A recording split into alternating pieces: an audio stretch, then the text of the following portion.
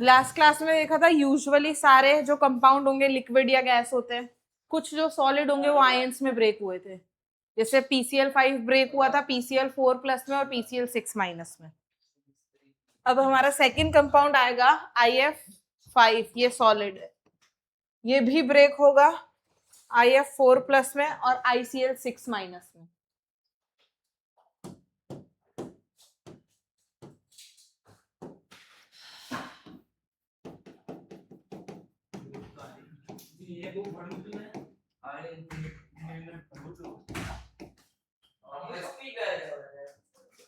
Iodine के पास 7 electrons होते हैं, पॉजिटिव चार्ज आया, एक गया, 6 इलेक्ट्रॉन्स बचे।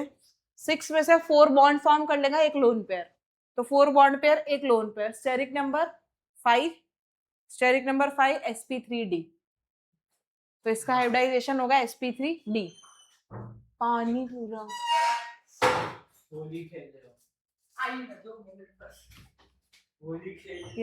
ये फिर चालू है।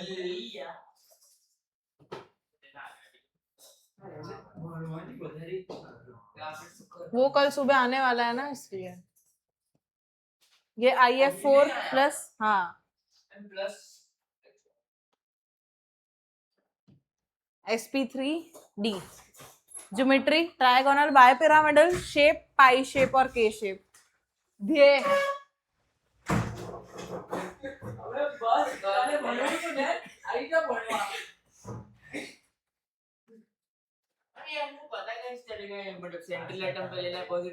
फर्स्ट एड जो मोर इलेक्ट्रोनेगेटिव एटम है ना, उस पे लेना, तुम्हें बॉन्ड बनाकर देखने पड़ेंगे। अगर हम नेगेटिव चार्ज फ्लोरीन पे लेंगे तो कुछ फर्क नहीं पड़ेगा इसमें। डबल बॉन्ड वाले में हमें नेगेटिव चार्ज अगर ऑक्सीजन मोर इलेक्ट्रोनेगेटिव एटम पर लेना है तो वहां पे वो सिंगल बॉन्ड बन जाएगा, O नेगेटिव आ जाएगा। अब IF6 में आयोडीन के पास 7 इलेक्ट्रॉन होते हैं, एक एक्स्ट्रा आया तो 8, 6 बॉन्ड कर जाएंगे और एक लोन पेयर होगा, तो steric number is 6 bond pair plus एक lone pair, steric number 7। 7 steric number में होता है sp3d3, sp3d3, 3d3। 5 में sp3d, 6 में sp3d2,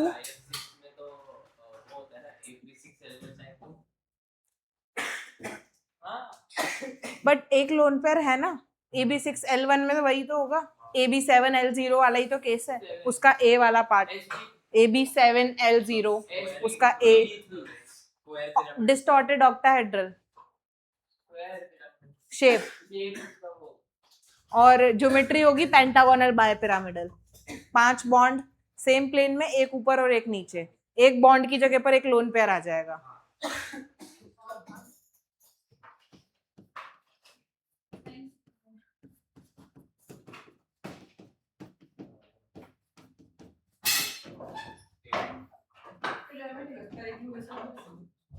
इसका हाइब्रिडाइजेशन होगा sp3d3, डिस्टॉर्टेड ऑक्टाहेड्रल या पेंटागोनल बायपिरामिडल। नेक्स्ट अब PF5 ब्रेक होगा PF4 प्लस में और F माइनस में। PF4 प्लस का हाइब्रिडाइजेशन फॉस्फोरस नाइट्रोजन फैमिली का है, 5 इलेक्ट्रॉन होंगे, पॉजिटिव चार्ज आया तो एक कम, 4 इलेक्ट्रॉन, चारों बॉन्ड करेंगे, steric number 4 sp3 hybridisation, tetrahedral structure and geometry दोनों, ज्योमेट्री हाँ zero lone pair, AB4L0, 4 plus IF6 minus, same PBr3 भी ऐसे ही ब्रेक होगा, PBr4 plus Br minus, same sp3d, sp3 दोनों sp3। किसका? IF4 है, हाँ IF5 यूजुअली sp3d होना चाहिए अगर लिक्विड और गैस में होता तो, बट अगर सॉलिड में पूछे और तुम्हें ये दोनों ऑप्शन दिए तो तुम्हें दोनों टिक करने पड़े।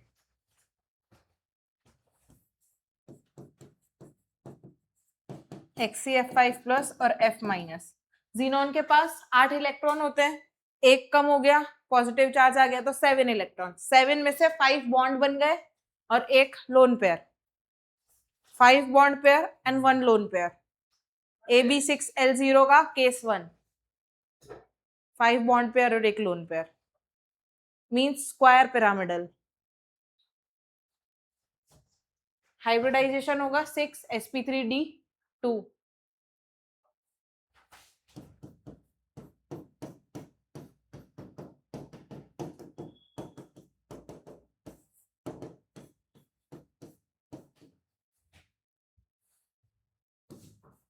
sp3d2।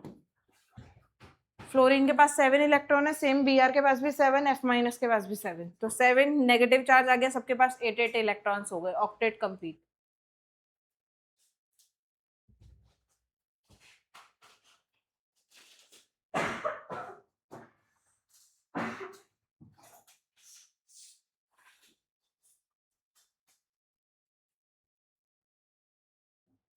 बाकी की जितनी 4 रिएक्शन और है उसमें आयंस में ब्रेक करके बताऊंगी, और उसका शेप, ज्योमेट्री और हाइब्रिडाइजेशन तुम मुझे बताओगे।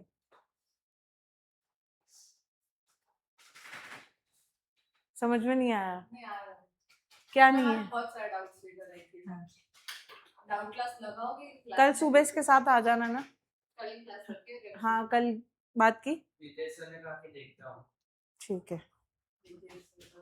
कल से तो 9 बजे क्लास है अभी कैसा बोल? हाँ अभी कैसा बोला? आपकी क्लासेस कल से 3 घंटे रखने वाले क्लास, ऐसा सुना है। आज 3 o'clock बाद आपकी क्लास है। हाँ शाम में है 10th में एक क्लास, 5:30 to 7:30 फ्री हूँ।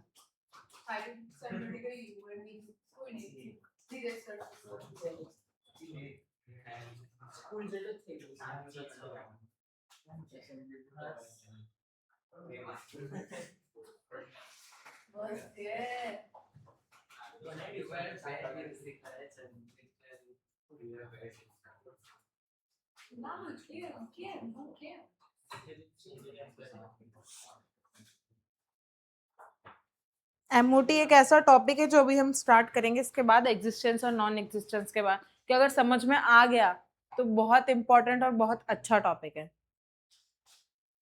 क्योंकि डायरेक्ट क्वेश्चन पूछ रहे थे O2 का बॉन्ड ऑर्डर बताओ एमओटी के अकॉर्डिंग, O2 प्लस का बताओ, O2 माइनस का बताओ, O2 2 माइनस का बताओ।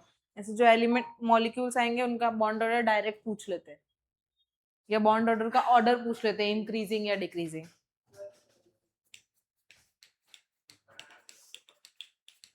ये नोट किया?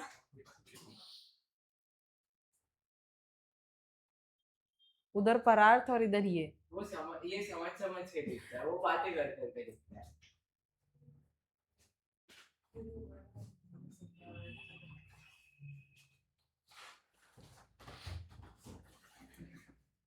नीचे एक लोन पेयर,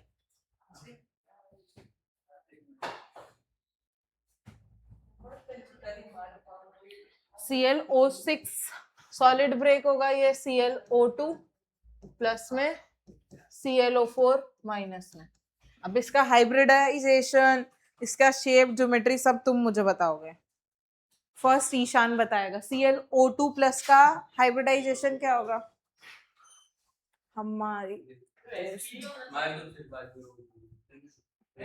हाँ ये ब्रेक किया हुआ है, नहीं हो रहा मुझसे।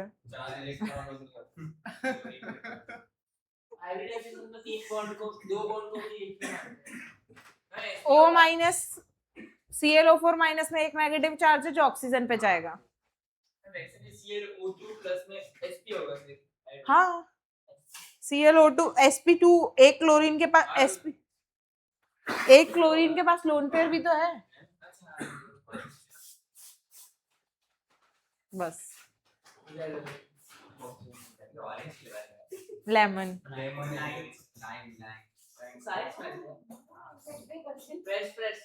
हाँ sir ma'am type sir ma'am, इतने सर से पढ़ ली हो तुम के तुम्हें मैम याद ही नहीं रहता है।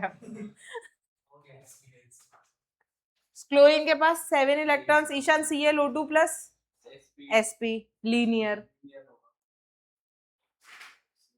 sp2 ये sp2 होगा हाँ वो SP2 होगा और एक लोन पेयर है तो ज्योमेट्री क्या होगी ज्योमेट्री ज्योमेट्री अच्छा ज्योमेट्री ट्रायगोनल प्लेनर प्लेनर होगा तो शेप बेंट और V shape हाँ मैं बता उसका स्ट्रक्चर बना के दूंगा इसको ऐसा कर लो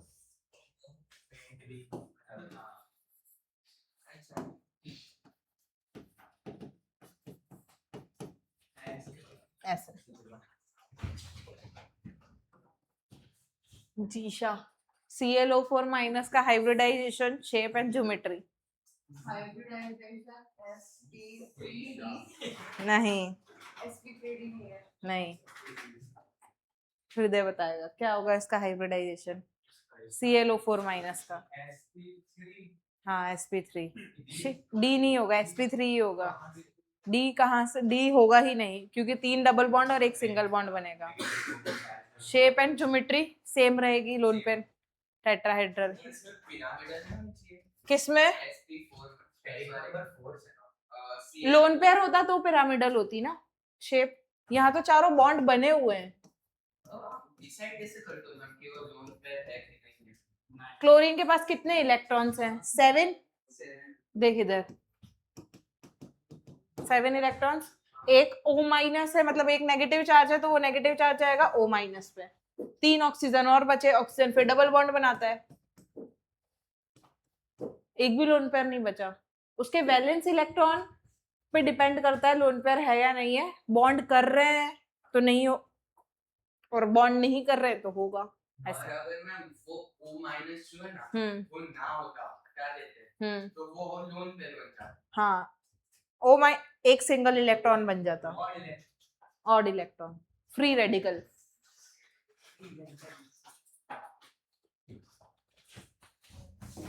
इसका हाइब्रिडाइजेशन sp3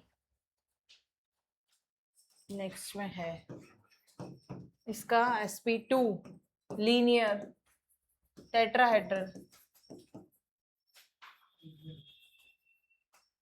ज्योमेट्री है ये दोनों की शेप देखेंगे तो बैंट और वी शेप और इसकी सेम होगी ज्योमेट्री ऊपर वाले की थोड़ी लीनियर होगी हाँ बट हाँ lone pair bond pair repulsion की वजह से बेंट हो जाएगा LP BP रिपल्शन हाँ ज्योमेट्री लीनियर होगी स्टेरिक नंबर 2 स्टेरिक sp में लीनियर ही तो ज्योमेट्री होती है sp2 में देख मैं बताती हूँ अगर लोन पेयर काउंट नहीं करते हम लोग तो बेंड हो गया वो मैं समझ गया पर वो लोन पेयर भी तो काउंट करेंगे उसमें ज्योमेट्री में लोन पेयर काउंट करेंगे तो ट्रायगोनल प्लेनर होगी लोन पेयर नहीं शेप वो होगी शेप बेंट और वी शेप होगी लीनियर इस केस में होगी lone pair lone pair lone pair ऐसा हाँ आते हैं किसी किसी केस में ये क्या है ये लीनियर हो गया शेप सही था हाँ ट्रायगोनल इसका होगा ट्रायगोनल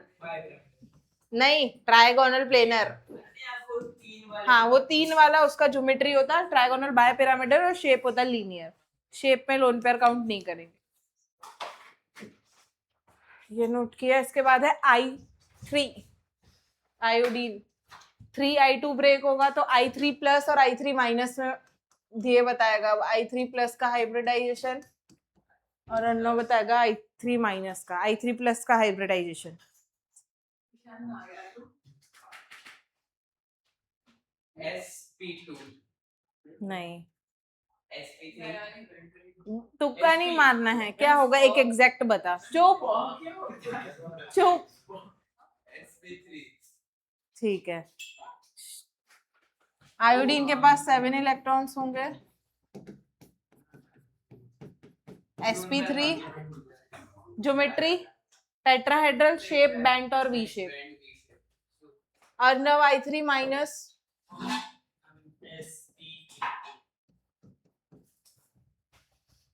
तीन लोन पेयर आएंगे इसमें मींस ये बनेगा हमारा TBP ज्योमेट्री वाला हाँ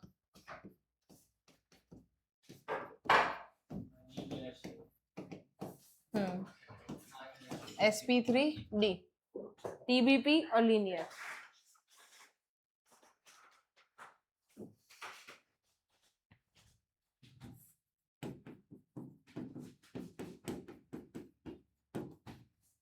NO प्लस का हाइब्रिडाइजेशन क्या होगा? sp2 नहीं, I3 माइनस, I2 minus नहीं 3I2 है, 6 SP लीनियर, NO3 माइनस बनाओ, NO3 minus तो अभी नहीं, पहले फिर तेरा वो बताएगा अभी बर्नआउट। हाँ ट्राइगोनल प्लेनर होगा। हाँ, हाइब्रिडाइजेशन हाइब्रिडाइजेशन SP 3 क्या होता है? SP2 हाँ, बोल कैसे रखे sp2 sp2 क्योंकि आप क्लास में नहीं थे हाइब्रिडाइजेशन वाली में, इसलिए बीमार थे आप। स्टेरिक नंबर 2 होता है तो हाइब्रिडाइजेशन sp होता है, स्टेरिक नंबर 3 होता है तो हाइब्रिडाइजेशन sp2 होता है, 4 होता है तो sp3, 5 होता है तो sp3d, 6 होता है तो sp3d2 एंड 7 होता है sp3d3।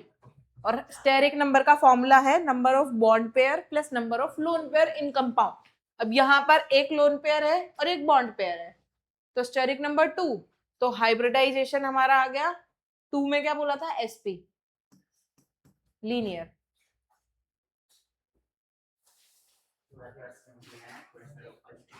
हाँ, कल समझेंगे बाकी का। नीचे वाला का O माइनस, एक नेगेटिव चार्ज, एक डबल बॉन्ड, नीचे वाला NO2 plus NO2 plus NO3 minus, एक और आएगा ट्रायगोनल प्लेनर। हाँ, वो ट्रायगोनल प्लेनर ऐसे ही बनेगा 120 डिग्री एंगल से, ऐसे बना दो भाई।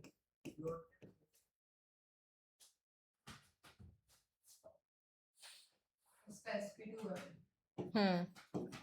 TBP नहीं, ट्रायगोनल प्लेनर। TBP का ट्रायगोनल बाय पिरामिडल होते हैं। ट्रायगोनल प्लेनर, स्पर इज लीनियर,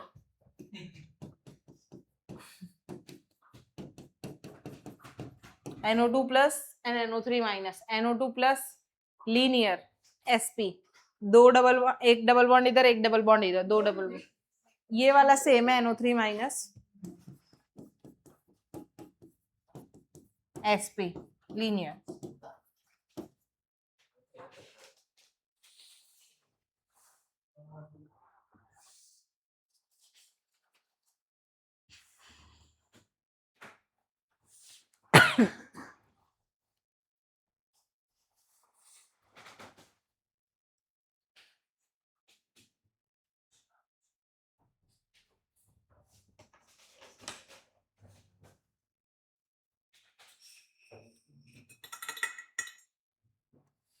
इसमें मैम SP होगा ना पहले में NO2 प्लस में sp।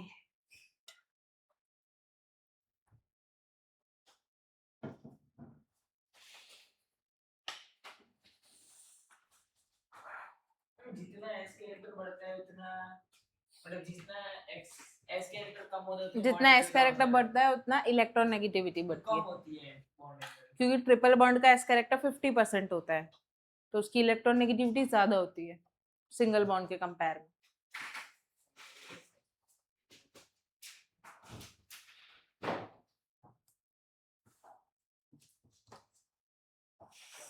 अब नेक्स्ट टॉपिक है हमारा एग्जिस्टेंस एंड नॉन एग्जिस्टेंस। कौन कौन से कंपाउंड या मॉलिक्यूल एग्जिस्ट करते हैं, कर सकते हैं, और कौन कौन से नहीं एग्जिस्ट करते हैं। फर्स्ट है BF4 माइनस, एग्जिस्ट करता है BF4 माइनस, करेगा क्योंकि एक फ्लोरीन जो F माइनस आएगा उसमें फ्लोरीन अपना लोन पेयर कोऑर्डिनेट बॉन्ड के थ्रू बोरोन को डोनेट कर देगा, बोरोन के पास वैकेंट ऑर्बिटल होगा। हाँ, BF4 और BH4 सेम है, समझा देती हूँ मैं, एक समझाती हूँ कोई भी। हाँ, क्योंकि H माइनस में भी 2 इलेक्ट्रॉन आएंगे, तो BF3 की रिएक्शन अगर हम F माइनस से करवाएंगे तो ये बनेगा BF4 माइनस। बोरोन का इलेक्ट्रॉनिक कॉन्फ़िगरेशन 2s2 2p1, एक इलेक्ट्रॉन एक्साइट करवाएंगे तो एक इलेक्ट्रॉन p में चला जाएगा s से। अब बोरोन का ये ऑर्बिट खाली है, जैसे अगर ये px है ये py है तो pz खाली है, अब PZ में फ्लोरीन कोऑर्डिनेट बॉन्ड के थ्रू अपना इलेक्ट्रॉन डोनेट कर सकता है। BF3 के पास 6 इलेक्ट्रॉन्स है, तो 6 इलेक्ट्रॉन अगर BF3 के पास है तो उसका ऑक्टेट इनकम्प्लीट हो गया। फ्लोरीन अगर अपना लोन पेयर डोनेट कर देगा तो BF3 के पास 8 इलेक्ट्रॉन हो जाएंगे, जिससे उसका ऑक्टेट कंप्लीट हो जाएगा। तो यहाँ पर ये जो इलेक्ट्रॉन है इसमें फ्लोरीन अपना पहले तो सिंगल बॉन्ड डोनेट कर देगा, जो फ्लोरीन के पास होता है 2s2 2p5 में। ये सिंगल बॉन्ड से 3 फ्लोरीन है, तीनों अपना अपना एक एक इलेक्ट्रॉन पेयर शेयर करके कोवेलेंट बॉन्ड बना लेंगे। F- में एक लोन पेयर F- यहाँ डोनेट कर देगा कोऑर्डिनेट बॉन्ड के थ्रू। स्ट्रक्चर बनाती हूँ तो और अच्छे से समझ में आएगा। ये 3 फ्लोरीन अटैच्ड हो गए कोवेलेंट बॉन्ड के थ्रू। F- में एक इलेक्ट्रॉन एक्स्ट्रा आ गया, मतलब F- के पास अब 4 लोन पेयर है। तो F- अपने यहाँ से लोन पेयर डोनेट कर देगा बोरोन को इस ऑर्बिट में। तो BF4 एग्जिस्ट करता है, सेम BH4 भी एग्जिस्ट, BH4- भी एग्जिस्ट करता है। DEF में ये होगा कि बेरिलियम का इलेक्ट्रॉनिक कॉन्फ़िगरेशन हमारे पास होता है 2s2, मतलब 1s2 2s2। तो ये 2s में 2 इलेक्ट्रॉन आ गए। अगर इसको एक्साइट करवाते हैं तो 2s वाला एक इलेक्ट्रॉन p में शिफ्ट हो जाएगा।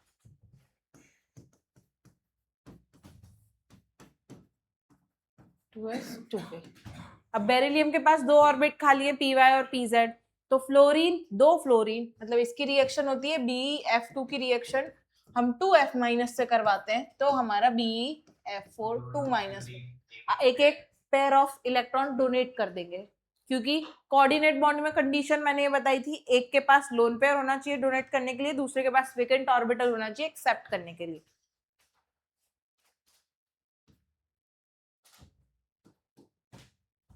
दो कोऑर्डिनेट बॉन्ड बनेगा। 2 कोऑर्डिनेट बॉन्ड बनेंगे।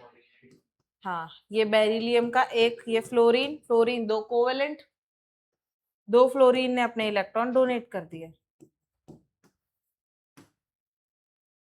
तो ये हो गया BF4 2-। हाँ, ये सारे ऐसे एग्जिस्ट करते हैं। इन दोनों को ऑलमोस्ट सेम है, इसलिए ये नहीं लिखवाया, घर पे बनाकर ट्राई करना, सब कुछ सेम होगा। हाइड्रोजन की जगह मतलब फ्लोरीन की जगह बस हाइड्रोजन आएगा H- जिसमें 2 इलेक्ट्रॉन पेयर्ड होंगे, ये 2 इलेक्ट्रॉन H- डोनेट कर देगा। आया समझ में? इसमें फ्लोरीन डोनेट कर रहा है। हाँ, लोन पेयर उसी के पास है ज्यादा। डाउट है किसी को तीनों में से किसी में कुछ?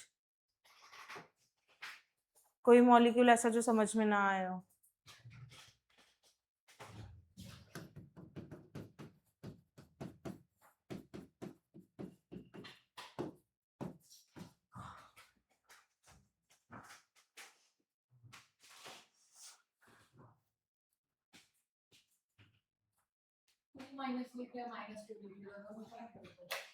पहले नंबर लिखते हैं फिर उसके बाद माइनस लिखते हैं, सेम ही होता है दोनों, माइनस आगे लगा और पीछे।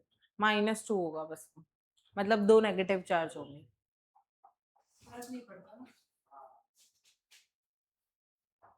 अभी नहीं पढ़ता,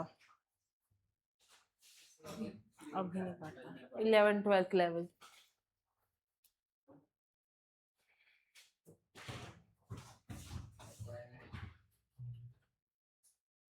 नेक्स्ट है अब सेकंड हमारे पास AlF6 खुद ही बता रहा है वो क्वेश्चन ही, KlF6 एग्जिस्ट करता है बट BFF6 3- एग्जिस्ट क्यों नहीं करता? सोचो रीजन। वो उसने बता ही रहा है कि ये करता है ये नहीं करता है, तुम्हें रीजन सोचना है। बी, हाँ यस, क्योंकि B 2D नहीं होता 3D होता है, जो कि एल्यूमिनियम में आएगा। हाँ 2D एग्जिस्ट नहीं करता, तो इसीलिए बोरोन का इलेक्ट्रॉनिक कॉन्फ़िगरेशन 2s2 2p1। अब ये अनपेड कर दिए तो 3 अनपेड इलेक्ट्रॉन हो गए, मतलब एक्साइट कर दिए। तो अब ये जो एक एक इलेक्ट्रॉन यहाँ पे दिए हुए हैं ये फ्लोरीन के, फ्लोरीन ने अपना एक एक इलेक्ट्रॉन देकर बॉन्ड बना लिया, बट मैक्सिमम वो BF4- ही बना सकता है, इससे आगे वो नहीं बना सकता बोरोन। अब एल्यूमिनियम के केस में देखेंगे तो एल्यूमिनियम का 3s होता है, 3s 3p1, एक्साइट करवाएंगे तो ये 3p में चला जाएगा।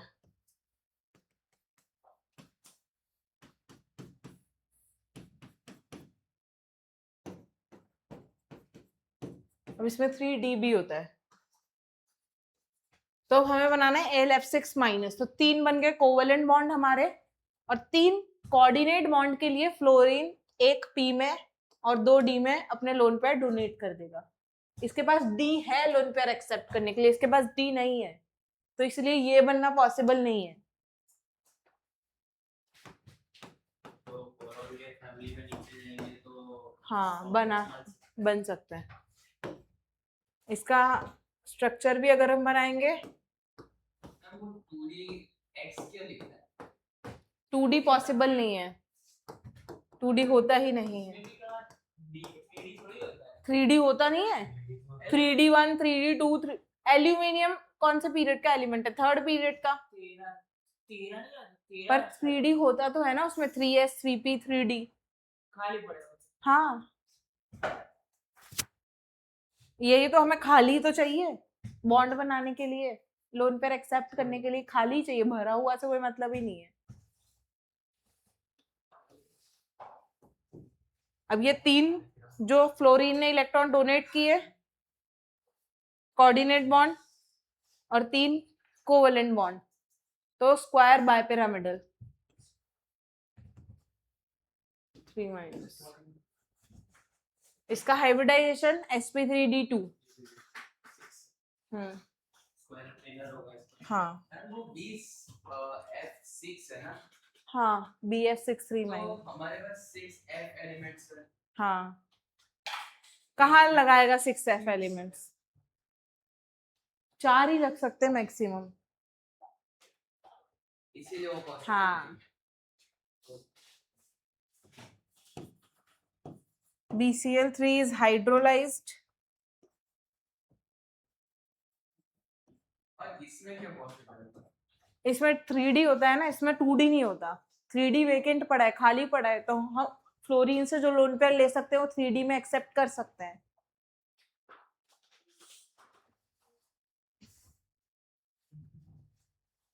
तीन कोऑर्डिनेट बॉन्ड बनाए हैं। 3 कोऑर्डिनेट 3 कोवेलेंट। नेक्स्ट है BCl3 is hydrolyzed by water। Question है, बट CCl4 नॉट।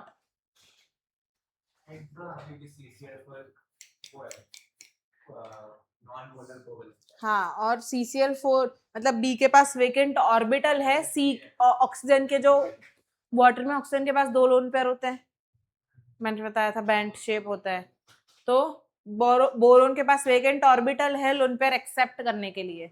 CCl4 में कार्बन एक्साइट हो जाता है और चारों ऑर्बिट्स में एक एक सिंगल इलेक्ट्रॉन होता है, तो उसके पास जगह ही नहीं है ऑक्सीजन के लोन पेयर लेने के लिए। तो लोन पे से हाँ, कोऑर्डिनेट हाँ। BCl3 में भी कौन सा लोन पे है? लोन पे नहीं एम्प्टी खाली। ऑर्बिटल।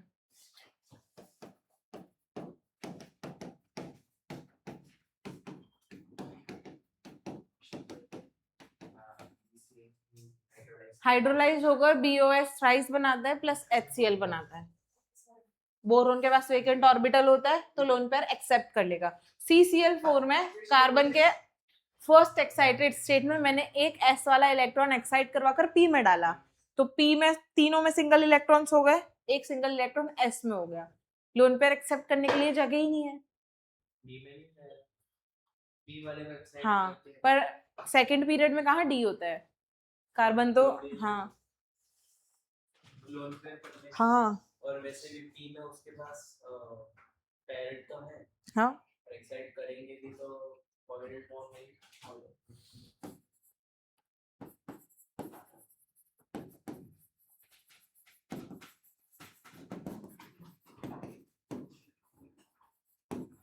तो रिएक्ट ही नहीं करता। नहीं, उसके पास जगह ही नहीं है एक्सेप्ट करने की, तो ना कोवेलेंट बॉन्ड बना सकता है ना कोऑर्डिनेट। कोवेलेंट बॉन्ड वो बनाएगा नहीं, उसके पास लोन पेयर है, तो बनाएगा तो कोऑर्डिनेट ही। हाँ, ये CCl4। यहाँ पर boron has vacant orbital to accept lone pair of oxygen.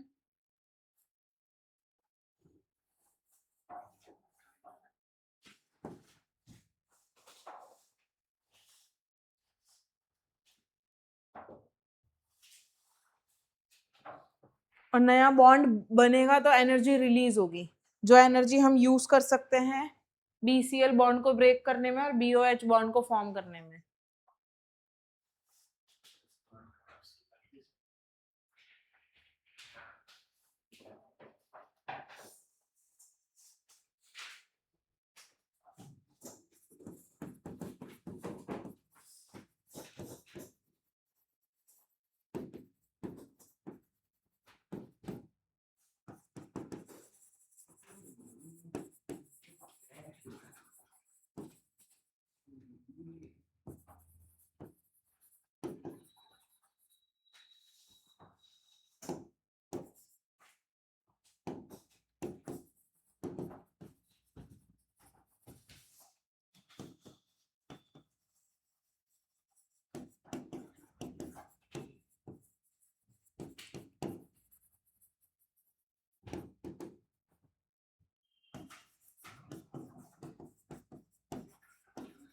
जब ऑक्सीजन अपना लोन पेयर डोनेट करेगा बोरोन को तो नया बॉन्ड फॉर्म होगा, उससे एनर्जी रिलीज होगी। वो एनर्जी हम यूज कर सकते हैं BCl के बॉन्ड ब्रेकिंग में और BOH के बॉन्ड फॉर्मेशन में।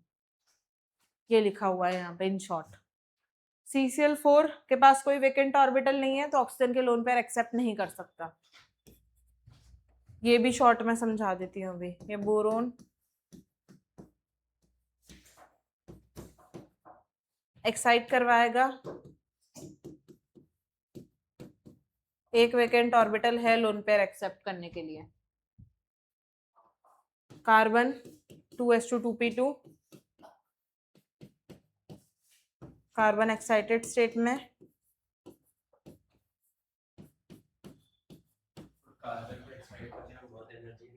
हाँ बट CCl4 जब भी बनेगा ना, हमने देखा था ना sp3 हाइब्रिडाइजेशन में CCl4 CH4 ये तभी बनता है जब कार्बन फर्स्ट एक्साइटेड स्टेट में हो। तो ये तीनों में एक एक इलेक्ट्रॉन हो गया फर्स्ट एक्साइटेड स्टेट में कार्बन की, वेकेंट ऑर्बिटल है नहीं लोन पेयर एक्सेप्ट करने के लिए, तो इसलिए CCl4 हाइड्रोलाइज नहीं हो सकता। कहाँ है? use this energy to break BCl bond and formation of BOH bond। मैं एक बात बोलूं। हाँ हाँ, आपकी handwriting बहुत अच्छी है। आप चेतन सर को भी टक्कर दे सकते हो। मतलब बहुत खराब है यार, मुझे तो अच्छी लगती है, मुझे तो अच्छी लगती है। मेरी नोटबुक में तो मेरी और अच्छी आती है। हाँ, वो इस पे इतना ही अच्छे लगते हैं। और ये सब जो ऑलरेडी लिखा होता है ये हम लोग शांति से ऐसे लिखा हुआ होता है, तो फिर वो इजीली, मेरे बहुत से PPTs में हैंड रिटन बने हुए हैं, GOC का ऑलरेडी इसमें बना हुआ रखा है लास्ट ईयर का।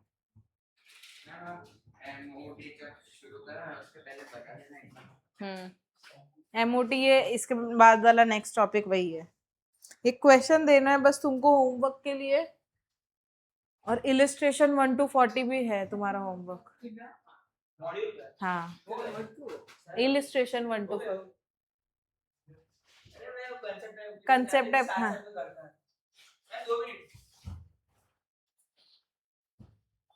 नेक्स्ट वीक, ये वीक में शायद मेरी क्लास भी नहीं है, शिट, तो और होमवर्क दूंगी। क्या अच्छा है, मार खाएगा।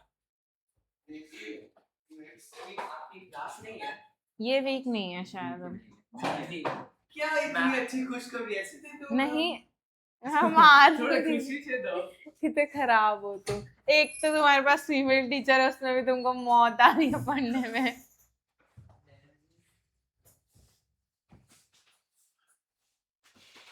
मैम मैं एक बार इस पे पूरी बॉटल भर के पानी डाल सकती हूँ? ज्यादा जाओ दोनों बार से लड़ लो। जा जा, अभी ज्ञान सर के सामने लड़ते रहो, लड़ो।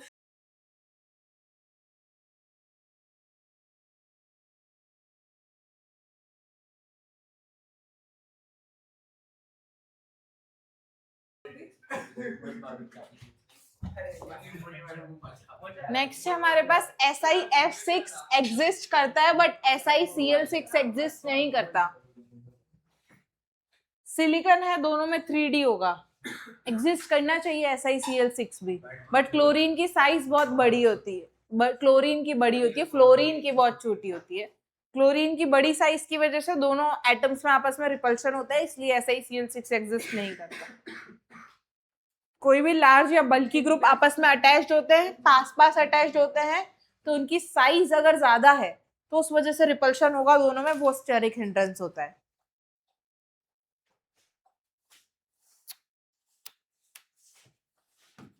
थ्री डी होगा बट स्मॉल साइज और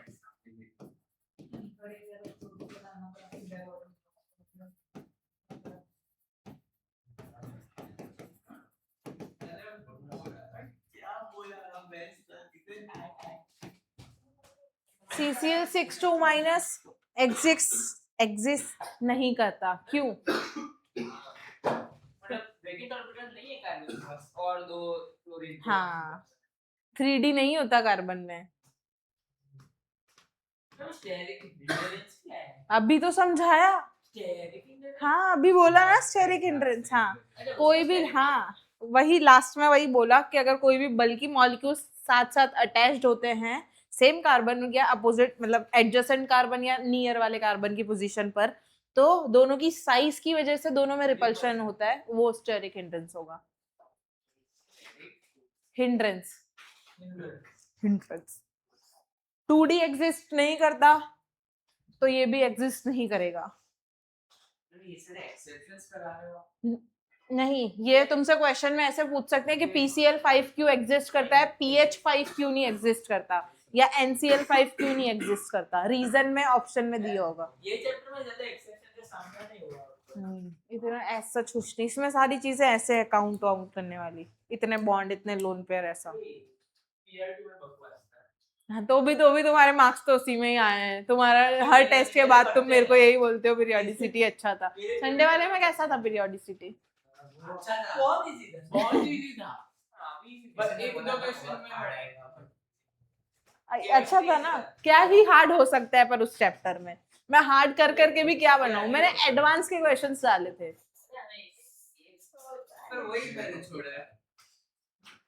उस चैप्टर में कुछ हार्ड हो भी नहीं सकता ना, थियोरेटिकल चैप्टर है, वही थियोरी पूछ सकती हूँ जो है चैप्टर में, उसके बाहर तो क्या पूछूं? 118 के बाद 119 एलिमेंट कौन सा, ये थोड़ी पूछ सकती हूँ। हाँ ये नीट में पूछा है, उसका नाम बोलो। हाँ नीट- पर वो नीट में- अन वो वाला बताना है, नो नेम इनेन सर इतना इनेनियम। इतना रिपल्सन हो ही कैसे सकता है, ये बॉन्ड ही ना बने। इतना हाँ repulsion। 6 है ना, वो selected 6 तो क्लोरीन करना है। पड़ेगा। हाँ 6 क्लोरीन है, इतने इतने बड़ी साइज होगी तो अटैच कैसे करेगा डायरेक्शन में, सेम डायरेक्शन में 90 डिग्री पे अटैच होते हैं ना बॉन्ड, स्क्वायर बाय पिरामिडल में। वो बैंड सब पढ़ना होगा। नहीं क्यों? है ही नहीं इसमें, वो तो उसमें है ना स्ट्रक्चर ऑफ एटम और वो सब में। तो बोला तो क्या क्या बॉन्डिंग में करें? हाँ पर अबीर सर एक बार डिस्कशन करते हैं ना Structure of atom, chemical अच्छा है। bonding वाली book में, નથી આવ્યું chemical bonding वाली book में Fazan's rule भी है, Chemical Fazan's bonding rule में भी है, कौन सा रूल है? Fazan's rule करके Dragos भी है Fazan's rule। ड्रैगोस रूल इसमें थोड़ी आएगा ये सब, उसमें तो वो n lambda is equals to 2d sin theta Bragg's वगैरह तो उसमें आएंगे ना सब। बट पोटेंशियल वो सब में पढ़ा दिया हाँ नहीं पढ़ाया। नहीं पढ़ाया ये खाली थोड़ा बस ब्रीफ में बोला। 5-10 मिनट की थी। नाम ऐसा नहीं, ऐसा नाम तो नहीं। पढ़ाया नहीं। मैं देख लेती हूँ, बात कर लूंगी। 2 सेकंड का टॉपिक है क्या बात क्या है? पर वो किसी टॉपिक से अटैच तो होना चाहिए ना, या रिलेटेबल तो होना चाहिए, इधर तो मैं इधर पढ़ाऊँ ना। PCl5 और PF5 एग्जिस्ट करता है, NCl5 और NF5 एग्जिस्ट नहीं करता। क्योंकि n की साइज बड़ी होगी 3D ऑर्बिटल नहीं होता नाइट्रोजन में, 2s2 5 एक्साइट करवा के कहाँ भेजेगा? हाँ एक एक्साइट जो करवाएगा S वाला वो D में कहाँ भेजेगा? वही ना।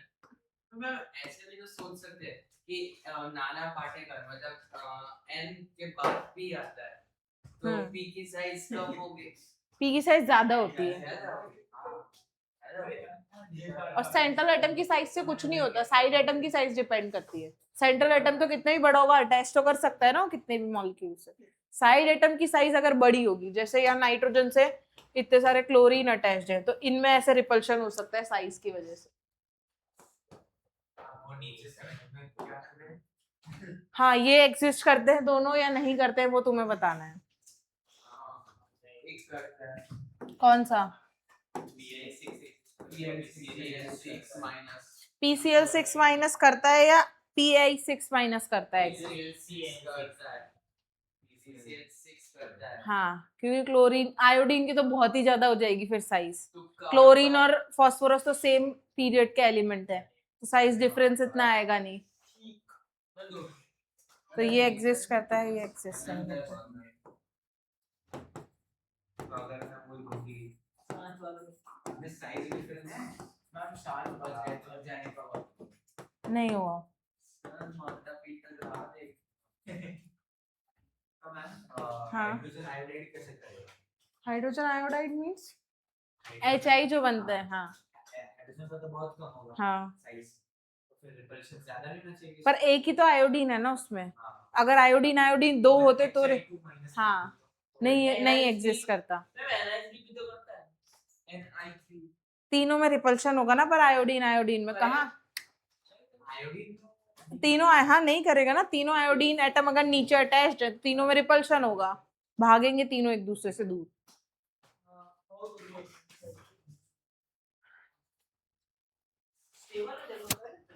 अब एक क्वेश्चन है जो तुमको करके आना है, अगर हो जाए तो बहुत ही अच्छा है, ना हो तो मैं नेक्स्ट क्लास में डिटेल में समझाऊंगी वो क्वेश्चन। थोड़ा अच्छा क्वेश्चन है।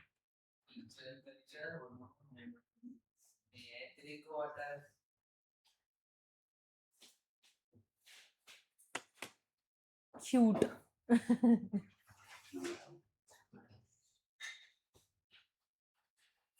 अच्छा है मैं छोटे बच्चे नहीं पढ़ाती ज्यादा। 2 मिनट मैं तो 10th वालों में ही पागल हो जाती हूँ, तो फिर मैं 10 वाले इतना कुछ नहीं करते हम तो नहीं करते थे। हाँ वही सिर्फ आए वाले में आपको बोलते हैं 4 इक्वेशन बचे थे 10th के 2 बैचेस है ना, जो एडवांस वाला बैच है वो तो फिर मैं पागल हो जाती हूँ उधर। अभी एडवांस नहीं हुआ उसमें टीचर बायो में तेरे ज्यादा खतरनाक नहीं है। नहीं वो एक ही बैच है जिसमें GW का कितनी सारी लड़कियां हैं। हाँ लड़कियां हैं, बहुत सारी लड़कियां हैं। लड़कियां ही लड़कियां हैं, 3-4 लड़कियां सिर्फ।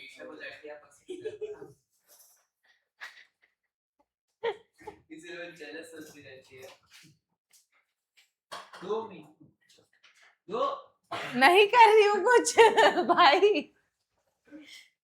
मैं उस क्लास में पढ़ा तो वापस आ गया हाँ वो उसकी तबीयत ठीक नहीं थी तो वो शायद ऑफ पे था ना।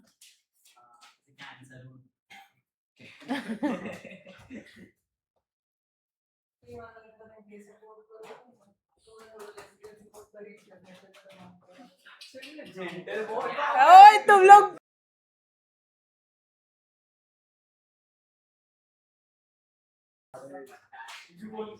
चलो नेक्स्ट। अब इसका आंसर वो तो होमवर्क क्यों दिया है फिर तुमको मैंने? आंसर लिखने के लिए बोलने के लिए थोड़ी फर्स्ट है MOT means molecular orbital theory. इसमें मॉलिक्यूलर ऑर्बिटल्स फॉर्म होंगे एटॉमिक ऑर्बिटल से। एटॉमिक ऑर्बिटल मींस नाइट्रोजन एक एटम है, उसके ऑर्बिटल्स होंगे 2s2 2p3।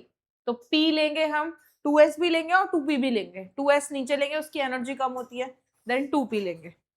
फर्स्ट लाइन इसमें ये जो VBT ने एक्सप्लेन नहीं करी केमिकल प्रॉपर्टीज, वो MOT एक्सप्लेन करेगा। अब O2 VBT के अकॉर्डिंग डायमैग्नेटिक था। डायमैग्नेटिक मींस जिसके पास एक भी अनपेयर्ड इलेक्ट्रॉन ना हो। VBT के अकॉर्डिंग O2 डायमैग्नेटिक था। देखो बताती हूँ कैसे। ऑक्सीजन का electronic configuration 2s2 2p4, same दूसरे ऑक्सीजन का भी यही होता है 2s2 2p4। तो ये जो एक एक इलेक्ट्रॉन बचा है अनपेयर्ड, ये बॉन्ड कर लेते हैं। ये दूसरा अनपेयर्ड इलेक्ट्रॉन है, ये भी बॉन्ड कर लेते हैं। 2 डबल बॉन्ड बनते हैं ऑक्सीजन। माइनस का नहीं है क्या नहीं सर एक इलेक्ट्रॉन थोड़ी है 2 होंगे, 2 2s2 2p4। हेलोजन का हाँ तो 2s2 2p4 लिखा है, ये गलत है सिर्फ। बरोबर तो कोई वो तुझे कंफ्यूजन हो गया। क्या लिखा है 2s2 2p4 2 अनपेयर्ड इलेक्ट्रॉन है, एक सिग्मा बॉन्ड बनाएगा, एक पाई बॉन्ड बनाएगा। ऑक्सीजन में O डबल बॉन्ड O होता है, दोनों ने पेयर अप कर लिया तो कोई अनपेयर्ड इलेक्ट्रॉन नहीं बचा। अब तो VBT के अकॉर्डिंग O2 जो हमारा है वो डायमैग्नेटिक मॉलिक्यूल है, मीन्स उसमें एक भी अनपेयर्ड इलेक्ट्रॉन नहीं है। बट MOT के अकॉर्डिंग अभी हम आगे देखेंगे, मैं सिखाऊंगी एनर्जी डायग्राम बनाना MOT के अकॉर्डिंग। पैरामैग्नेटिक होता है O2, उसमें 2 अनपेयर्ड इलेक्ट्रॉन होते हैं ऑक्सीजन में। मैं सिखाती हूँ, अभी सिखा दूँ तुमको एनर्जी डायग्राम बनाना। पहले यहाँ पर ये पॉइंट समझो, फिर एनर्जी डायग्राम बनाना सिखाती हूँ। कहाँ पे इलेक्ट्रॉन्स? हाँ ये इलेक्ट्रॉन्स है, यहाँ भी इलेक्ट्रॉन्स है। Diamagnetic no unpaired electron. Paramagnetic होता है MOT के अकॉर्डिंग।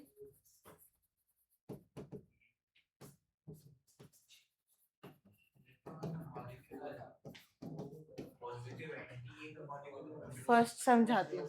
फर्स्ट पोस्टुलेट है electron in a molecule are present in molecular orbital as electron in atom are present in atomic orbital. जैसे नाइट्रोजन, अगर हमने कोई एटम लिया है तो नाइट्रोजन का मैं एनर्जी डायग्राम बनाना सिखाती हूँ तुमको। पहले नाइट्रोजन का इलेक्ट्रॉनिक कॉन्फ़िगरेशन होता है 1s2 2s2 2p3।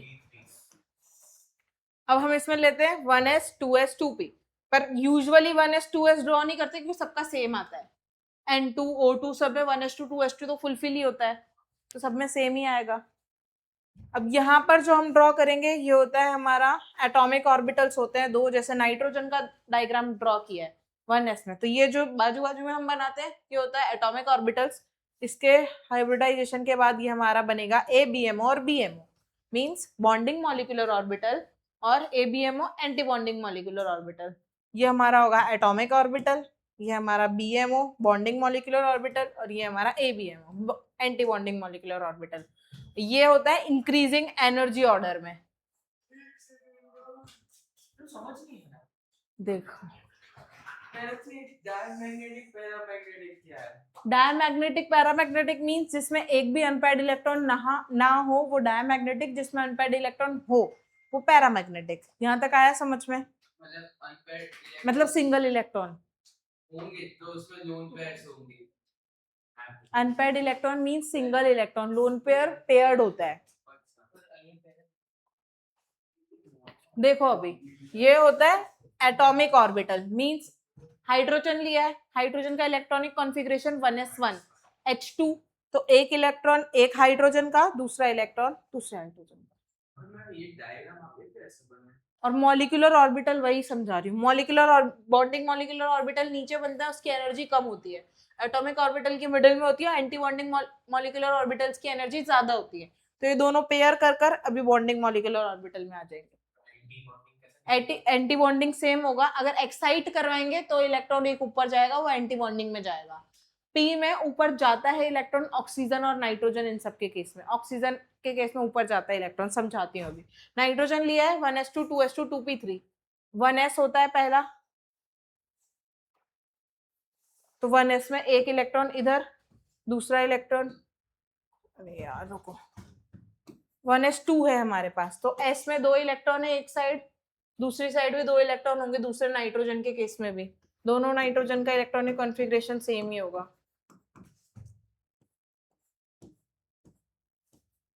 तो ये 1s, ये भी 1s। अब टोटल कितने इलेक्ट्रॉन्स हो गए? 4, 2 बॉन्डिंग मॉलिक्यूलर ऑर्बिटल में, 2 एंटी बॉन्डिंग मॉलिक्यूलर ऑर्बिटल में। ये 1s का हो गया फुलफिल।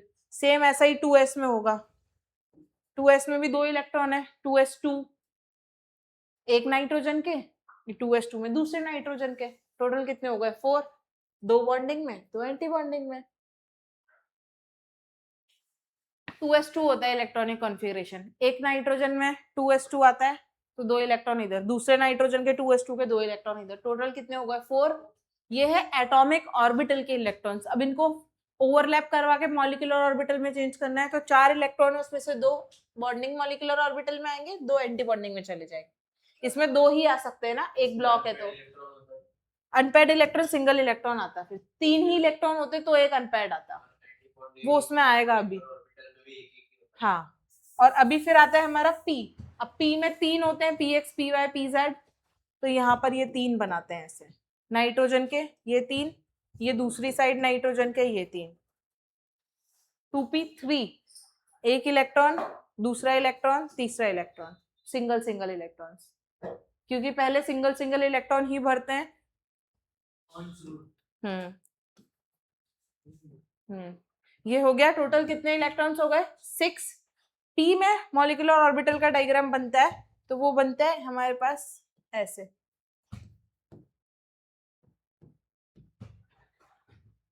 ये 3 में एनर्जी डिफरेंस जो आता है बॉन्डिंग ऑर्बिटल में, 2 ऊपर चले जाते हैं, एक नीचे, 2 नीचे, एक ऊपर, ऐसा बनता है डायग्राम।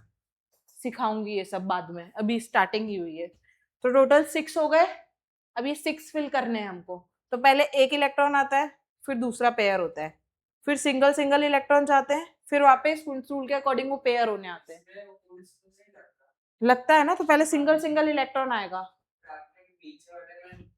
पेयर कर दिया, क्योंकि वो सेम एनर्जी पे लगेगा ना उन्स रूल। ये तो एनर्जी इससे ज्यादा हो गई, एक ऑर्बिट अलग है, ये 2 ऑर्बिट अलग है, फिर ये 2 अलग है और ऊपर वाला एक अलग है, तो टोटल 6 हो गए फिल। तो ऐसे नाइट्रोजन का एमओटी डायग्राम बनेगा। ऊपर कुछ नहीं। अगर ऑक्सीजन का होता तो जैसे ये ऑक्सीजन में 4 इलेक्ट्रॉन होते हैं तो ऊपर जाते हैं, इसीलिए ये देख अनपेयर्ड इलेक्ट्रॉन आ गए ऑक्सीजन में, इसीलिए मैंने ऑक्सीजन को पैरामैग्नेटिक बोला है, क्योंकि ऑक्सीजन में एमओटी के अकॉर्डिंग अनपेयर्ड इलेक्ट्रॉन होते हैं। एमओटी के अकॉर्डिंग नहीं होते। तुम्हें क्वेश्चन में पूछेगा एमओटी के अकॉर्डिंग या वीबीटी के अकॉर्डिंग। एक्चुअल में तो एमओटी पे ही जाओ, फिर अनपेयर्ड इलेक्ट्रॉन होते हैं एमओटी के अकॉर्डिंग। आया समझ में? अभी बहुत एग्जांपल्स हैं, O2, N2, O2 plus, O2 minus, O2 2 minus, सबके आएगा धीरे धीरे समझ में, कोई लोड नहीं लेना है इतना। Electron in a molecule are present in molecular orbital, जो अभी मैंने फिल किए मॉलिक्यूलर ऑर्बिटल में इलेक्ट्रॉन। सेकंड पॉइंट है molecular orbital are formed by overlapping of atomic orbital. Atomic orbitals की आपस में ओवरलैपिंग करते हैं तो बॉन्ड फॉर्म होते हैं, जिससे मॉलिक्यूलर ऑर्बिटल बनता है। जैसे CH4 में हाइड्रोजन के साथ कार्बन ओवरलैप करता है तो CH4 का मॉलिक्यूलर ऑर्बिटल बनेगा। NH3 में नाइट्रोजन और हाइड्रोजन आपस में ओवरलैप करते हैं तो NH3 का मॉलिक्यूलर ऑर्बिटल बनेगा ऐसे। Third, half of molecular orbital have less energy, means ये जो नीचे वाले हाफ वाले इनकी एनर्जी कम होती है, ऊपर वालों की एनर्जी ज्यादा होती है। नीचे वाले जिनकी एनर्जी कम है उसे बॉन्डिंग मॉलिक्यूलर ऑर्बिटल बोलेंगे, जो कि ज्यादा स्टेबल होते हैं। हाफ ऑफ मॉलिक्यूलर ऑर्बिटल जिनकी एनर्जी ज्यादा है वो एंटी बॉन्डिंग मॉलिक्यूलर ऑर्बिटल हैं, जो कि लेस स्टेबल। एंटी बॉन्डिंग मतलब लोन पे।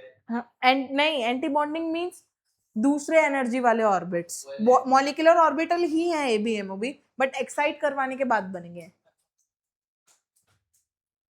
हाँ, ओवरलैपिंग के बाद क्या लिखा है? Overlapping of AO, atomic orbital. AO यहाँ पर एटॉमिक ऑर्बिटल है, MO मॉलिक्यूलर ऑर्बिटल है।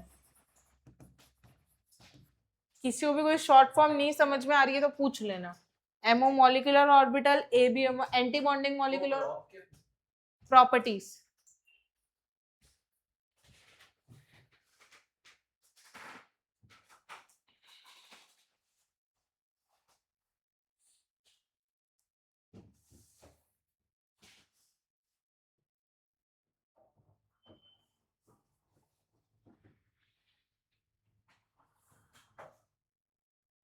अभी ABMO और BMO तो समझ में आया ना, आगे इलेक्ट्रॉन्स फिल करेंगे, डायग्राम्स देखेंगे तो और समझ में आएगा।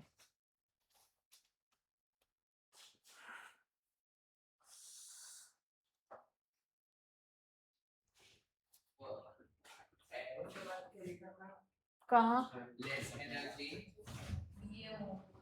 BMO bonding molecular orbital more stable.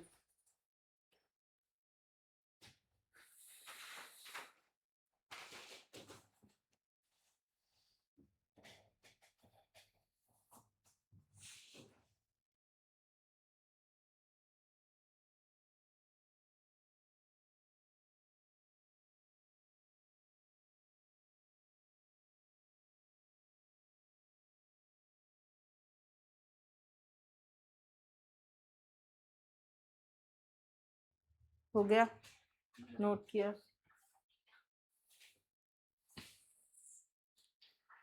समझ में आया? BMO A, BMO AO। Ishan,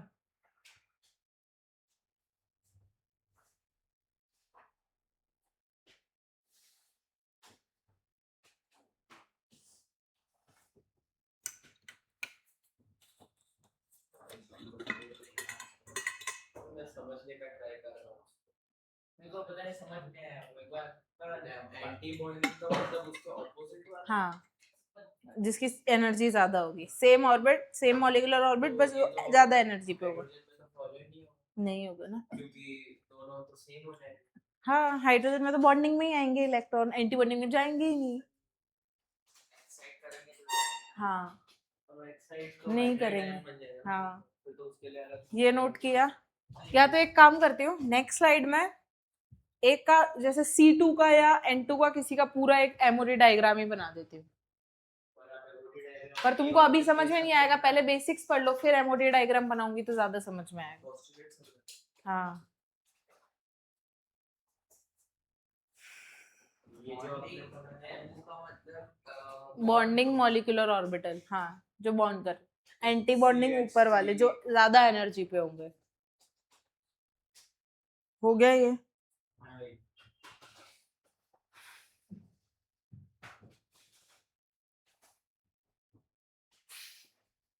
थोड़ा कॉम्प्लेक्स है। टॉपिक भी अच्छा है, कॉम्प्लेक्स है। अच्छा है पर हम्म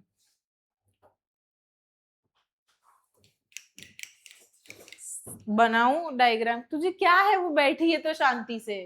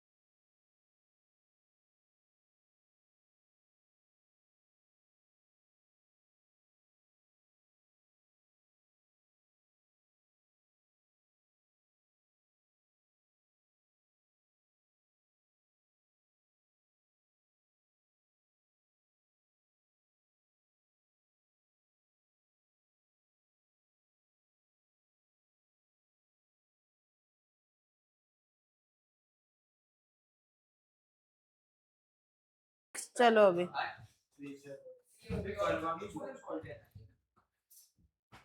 देखो, अब ये पॉइंट का मतलब है इलेक्ट्रॉन फिल होंगे ऑफ-बाउ रूल के according, means increasing energy order में। जो हमने वो ऐसे बनाया था इलेक्ट्रॉनिक कॉन्फ़िगरेशन में, जैसे इलेक्ट्रॉन्स फिल करने, वो होता है ऑफ-बाउ प्रिंसिपल। सेकेंड हुन्स रूल के पहले सिंगल सिंगल इलेक्ट्रॉन जाएगा, फिर पेयर्ड होगा बाद में।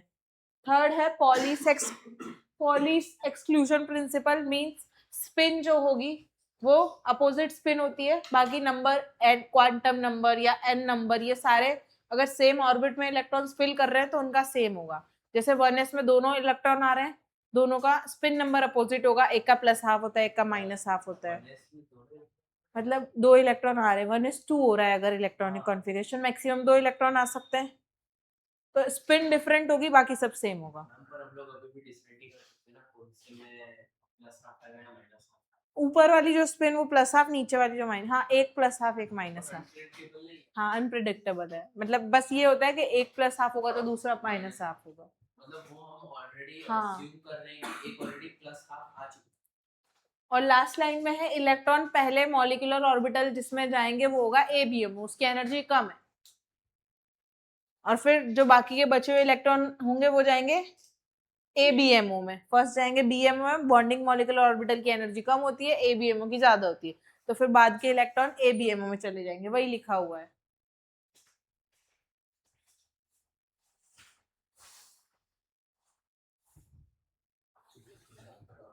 फिफ्थ पॉइंट है हमारा बॉन्ड ऑर्डर।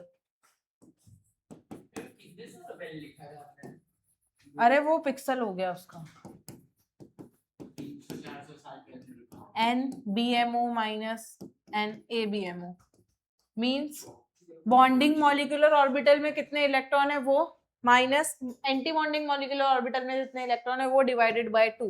ये बॉन्ड ऑर्डर का फॉर्मूला है।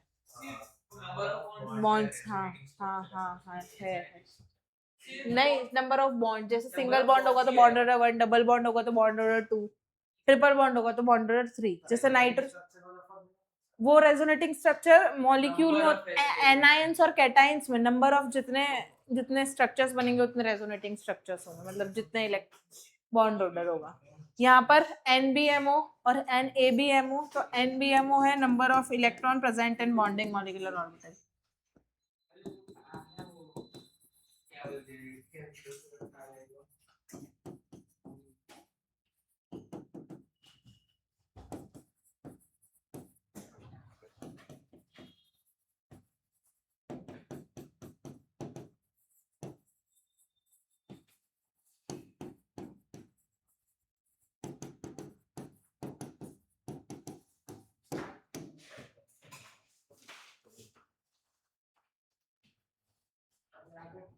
नेगेटिव में आ सकता है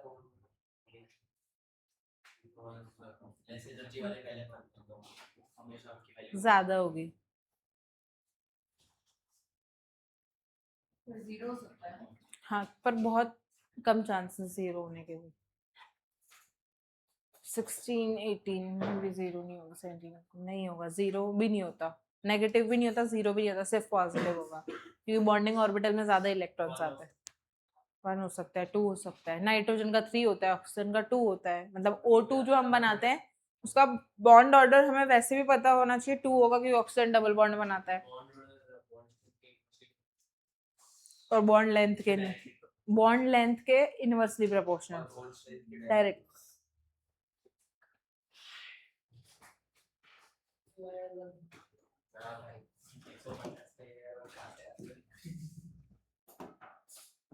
एडवांस में 150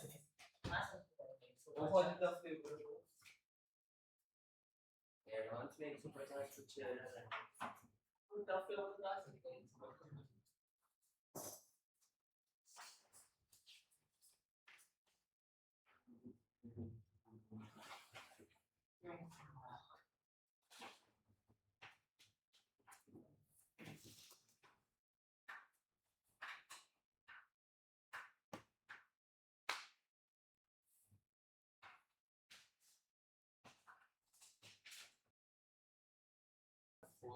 एग्जांपल बताओ। आफ्बाउ प्रिंसिपल को इसका कुछ एग्जाम्पल ही नहीं है। आफ्बाउ प्रिंसिपल में ऐसा है कि सारे इलेक्ट्रॉन इंक्रीजिंग एनर्जी टर्म में होते हैं। मींस हम लोग 1s2 2s2 2p6 3s2 3p6 उसके बाद 3d10 बाद में आता है, पहले 4s आता है, तो ये इंक्रीजिंग एनर्जी में 4 + 0 करेंगे तो 4 5 3 + 2 करेंगे तो 5, तो इंक्रीजिंग एनर्जी टर्म में 4s पहले आएगा 3d बाद में आएगा। ठीक है, अब सेकंड है हमारे पास हुंस रूल। हुंस रूल में पहले सिंगल इलेक्ट्रॉन जाते हैं हर, फिर पेयर्ड होते हैं। थर्ड पॉलिस एक्सक्लूशन में दोनों जो इलेक्ट्रॉन पेयर आते हैं दोनों की स्पिन डिफरेंट होती है, और हाँ प्लस हाफ और माइनस हाफ, बाकी वैल्यू चारों सेम होती है। NLM SPDF value, NLM value, हाँ N वैल्यू अलग होगी, L वैल्यू अलग होगी, मतलब PX PY PZ तीनों के अकॉर्डिंग अगर P में इलेक्ट्रॉन जा रहे हैं तो वैल्यूज अलग अलग होती है और स्पिन डिफरेंट होती है दोनों इलेक्ट्रॉन्स की। और लास्ट लाइन में लिखा है इलेक्ट्रॉन पहले लेस एनर्जी स्टेट में जाते हैं, मींस बॉन्डिंग मॉलिक्यूलर ऑर्बिटल में जाएंगे, बाद में अगर ज्यादा इलेक्ट्रॉन है, जैसे नाइट्रोजन में तीनों में ही जाते हैं नीचे बॉन्डिंग मॉलिक्यूलर ऑर्बिटल में, ऑक्सीजन में 2 इलेक्ट्रॉन एक्स्ट्रा होते हैं तो वो एंटी बॉन्डिंग में चले जाते हैं, ऐसा। तो पहले इलेक्ट्रॉन जाएंगे लेस एनर्जी वाले मॉलिक्यूलर ऑर्बिटल में, बाद में मोर एनर्जी वाले मॉलिक्यूलर। सिंगल इलेक्ट्रॉन वाले जो होंगे उनमें तो सिर्फ बॉन्डिंग हाँ, सिंगल बॉन्ड बनेगा। हाइड्रोजन ये नोट किया, आज 3 बजे छोड़ दोगे? देखते हैं। 20 को छोड़ा है इसको। अभी छोड़ दो ना मैम ब्रेक नहीं मैम ब्रेक बर्न आउट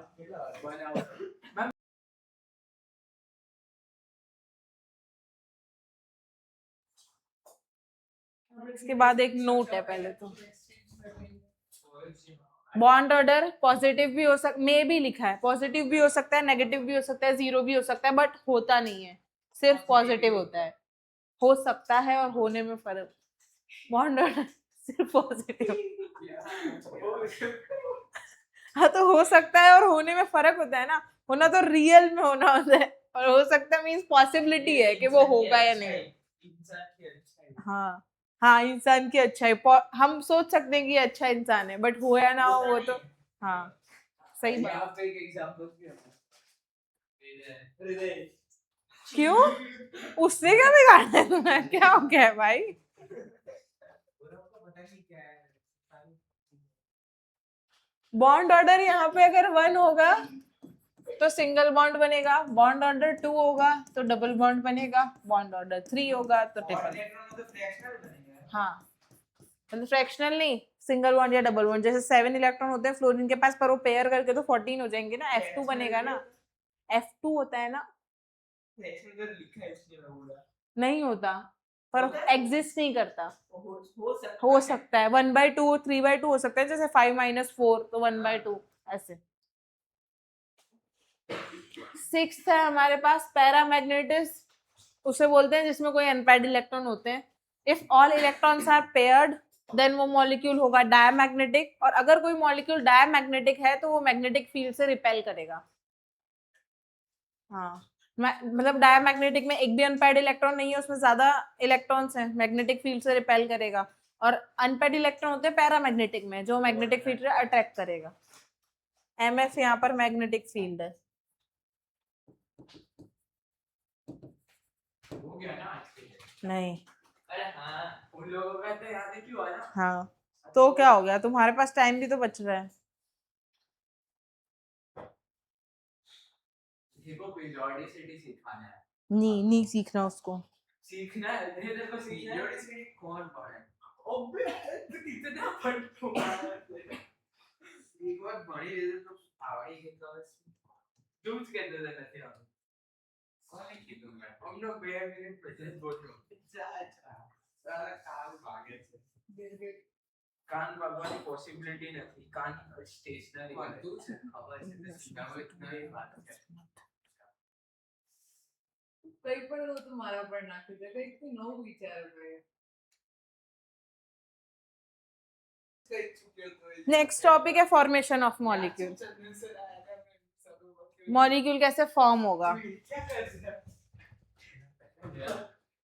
भगवान याद आ ये कुछ भी नहीं है। एन इलेक्ट्रॉन इज इन, चुपचाप बैठो अभी। इलेक्ट्रॉन इन्फ्लुएंस होगा न्यूक्लियस से, अगर न्यूक्लियस में ज्यादा पॉजिटिव चार्ज है तो इलेक्ट्रॉन अट्रैक्ट होगा, कम पॉजिटिव चार्ज है तो वही सब लिखा हुआ है। Electron influenced by nucleus in atom, bye electron is influenced by 2 और मोर न्यूक्लियाई इन अ मॉलिक्यूल। मैं समझाती हूँ। इलेक्ट्रॉन इन अ एटम और electron in a molecule different होंगे।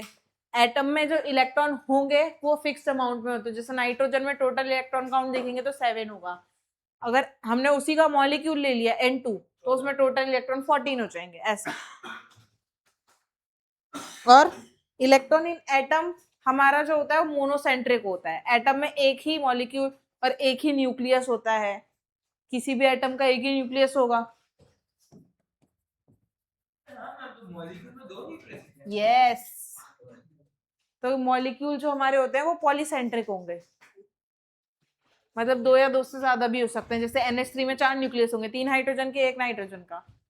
CH4 में 5 न्यूक्लियस होंगे ऐसा। तो इसलिए जो मॉलिक्यूल्स होते हैं वो होते हैं पॉलीसेंट्रिक।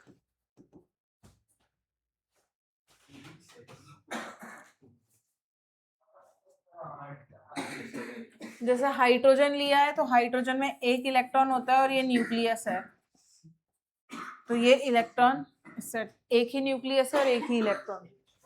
अगर H2 लिया है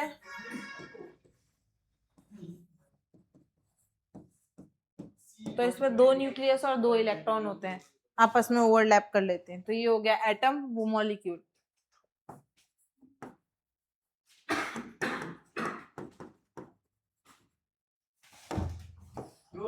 नहीं कर रही हूँ कुछ, ये तो मेरे को साइड में ऐसे टिक करते ही 2 मिनट। आज के लिए इतना बहुत है।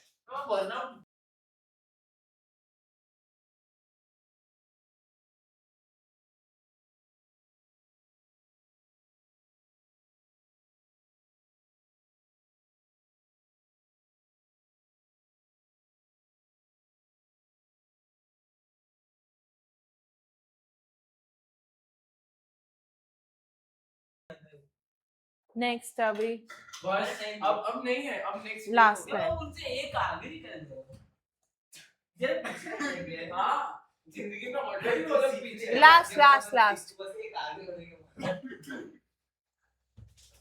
एटॉमिक और लास्ट स्लाइड में बोला एटॉमिक ऑर्बिटल मिलकर दोनों मॉलिक्यूलर ऑर्बिटल फॉर्म करते हैं, जिसमें मैंने बताया था कि ये एटॉमिक ऑर्बिटल्स होते हैं, ये molecular orbitals. Bonding molecular orbital की एनर्जी कम होती है, इसकी एनर्जी ज्यादा होती है। Electron density between nuclei and bonding molecular orbital और electron density present away from nuclei, ये एंटी बॉन्डिंग में होती है। लेस रिपल्शन होता है क्योंकि एनर्जी कम होगी। इसमें पहले ही लिखवा दिया था बीएमओ में कि एनर्जी कम होती है, स्टेबिलिटी ज्यादा होती है। इधर एनर्जी ज्यादा होती है और ये स्टेबल कम होते हैं। हाँ, AO plus AO 2AO क्यों नहीं होता? AO is atomic orbital. दो एटॉमिक ऑर्बिटल मिलकर मॉलिक्यूलर ऑर्बिटल फॉर्म करते हैं। तो यहाँ पर ABMO और BMO के बारे में लिखा हुआ है थोड़ा बहुत। इलेक्ट्रॉन डेंसिटी है वो, क्या होगा इलेक्ट्रॉन मैक्सिमम होने की पॉसिबिलिटी जिस एरिया में होगी। प्रेजेंट में प्लस के बाद एंटी लिखने का मुझे कोई वो एड प्रेजेंट, ऐसा एड भी ऐसे ही लिखते हैं ना, इसलिए। लीनियर कॉम्बिनेशन LCAO नया टॉपिक है ये, मतलब MOT के अंदर ही है। कल पढ़ेंगे linear combination atomic orbital method. कल जो भी कॉम्बिनेशन हो कल कर लेंगे। हाँ, ये कौन सा कॉम्बिनेशन है? ये स्लाइड के बाद कुछ नहीं पढ़ने वाले। Combination देखो आप। Linear combination of atomic orbitals method, इसमें देखेंगे सिग्मा बॉन्ड, पाई बॉन्ड और ऑर्बिटल्स कैसे होंगे। ये में सबसे ज्यादा कहां पाया जाता है वो समझ नहीं आता। बिटवीन न्यूक्लियाई क्या होता है? अबे molecule- electron density and nuclei के बीच में, मैक्सिमम इलेक्ट्रॉन डेंसिटी जहां पर होगी वो और न्यूक्लियाई के बीच में। जैसे हाँ, ये इलेक्ट्रॉन डेंसिटी है यहाँ पर और ये न्यूक्लियाई, इन दोनों के बीच में बॉन्डिंग मॉलिक्यूलर ऑर्बिटल्स होते हैं। नहीं, जाहिर है, सही मैं नहीं बोल रही ऐसे। जाहिर नहीं है भाई 10th पास हो बस एटॉमिक ऑर्बिटल मॉलिक्यूलर ऑर्बिटल देख लो, फिर नेक्स्ट क्लास में देखेंगे आप।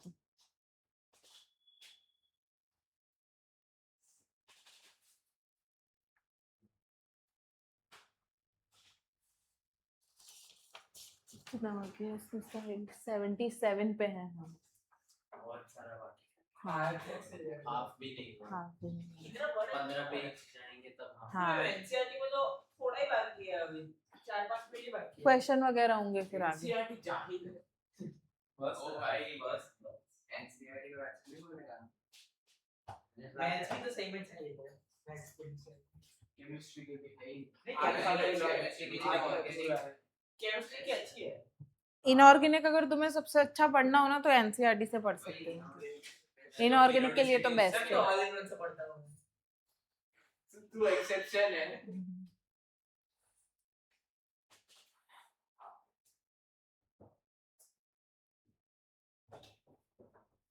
बस ना ये नहीं अब नहीं, स्टार्ट नहीं कर रही हूँ, स्टार्ट नहीं कर रही हूँ, चुपचाप बैठो। Linear combination of atomic orbital, ये एक टॉपिक है। इसमें एटॉमिक ऑर्बिटल्स में हमारे आएंगे S P D F, जो चारों आते हैं, जैसे 1s 2s 2p 3d 4f, सारे ही एटॉमिक ऑर्बिटल्स में आएंगे। मॉलिक्यूलर ऑर्बिटल में दो होते हैं, सिग्मा बॉन्ड बनाएगा एक और एक पाई बॉन्ड बनाएगा। तो सिग्मा बॉन्ड और पाई बॉन्ड में भी सिग्मा बॉन्ड बनता है, उसमें भी BMO कंडीशन होती है, मतलब बॉन्डिंग मॉलिक्यूलर ऑर्बिटल बनते हैं और एंटी बॉन्डिंग मॉलिक्यूलर ऑर्बिटल बनते हैं। बॉन्डिंग में जो ऑर्बिटल्स बनते हैं, एटॉमिक ऑर्बिटल्स जो होते हैं, जैसे नाइट्रोजन, ऑक्सीजन, कार्बन, ये सब में SPDF होते हैं atomic orbitals, SPDF। Molecular orbital means overlapping के बाद जो ऑर्बिटल बनते हैं। तो ओवरलैपिंग दो टाइप की होती है, सिग्मा और पाई। अब उसमें भी बॉन्डिंग मॉलिक्यूलर ऑर्बिटल भी होते हैं और एंटी बॉन्डिंग भी होते हैं। एंटी बॉन्डिंग होते हैं हमारे सिग्मा और पाई, एंटी बॉन्डिंग को हम लिखते हैं सिग्मा स्टार और पाई स्टार। अच्छा ये बहुत चलो हाँ, जिन पर भी ऐसे स्टार लगा हुआ मीन्स वो एंटी बॉन्डिंग में है इलेक्ट्रॉन। बॉन्डिंग मॉलिक्यूलर ऑर्बिटल में सिग्मा पाई, एंटी बॉन्डिंग में सिग्मा स्टार पाई स्टार। अब नेक्स्ट क्लास में देखेंगे sigma MO mean sigma molecular orbital कैसे फॉर्म होगा। हाँ मतलब जब भी अभी क्लास होगी। तुम्हारा होमवर्क है इलिस्ट्रेशन 1 to 40 और कंसेप्ट एक्सरसाइज 1 to 5। हो गया। हाँ क्या डाउट है कुछ? क्वाड्रेटिक कॉम्बिनेशन भी हो। नहीं, कौन सा कॉम्बिनेशन इसमें नहीं होगा। लीनियर क्यों लिखा? कहाँ लिखा है? लीनियर कॉम्बिनेशन नहीं, linear। क्वाड्रेटिक बाई क्वाड्रेटिक नहीं होगा। मैम इसका ग्राफ कैसे बनता? नहीं ए तुम्हारा यहाँ मैथ्स खत्म करो अभी। ए बैठो अभी, पहले बैठो बैठो बैठो। हाँ बैठो तो भी 2 मिनट बैठो शांति से। आज का टॉपिक का वो देख लो पहले फटाफट 2 मिनट। आज हमने हाइब्रिडाइजेशन देखा सॉलिड का आयंस में, सॉलिड ब्रेक हुआ था आयंस में, फिर एग्जिस्टेंस एंड नॉन एग्जिस्टेंस देखा कि कौन सा मॉलिक्यूल एग्जिस्ट करता है कौन सा मॉलिक्यूल एग्जिस्ट नहीं करता। उसके बाद एमओटी स्टार्ट किया। एमओटी का जो भी बेसिक्स हमने आज पढ़ा है तुम नेक्स्ट क्लास में रिवाइज करके आओगे और बाकी नेक्स्ट क्लास में हम ओवरलैपिंग देखेंगे। होमवर्क दे दिया है illustration 1 to 40 and concept exercise 1 to 5। कर ली सारी कर ली। ठीक है कल पता नहीं वेरी क्या गुड। हुआ था। हाँ डाउट में आ जाना फिर। Obsession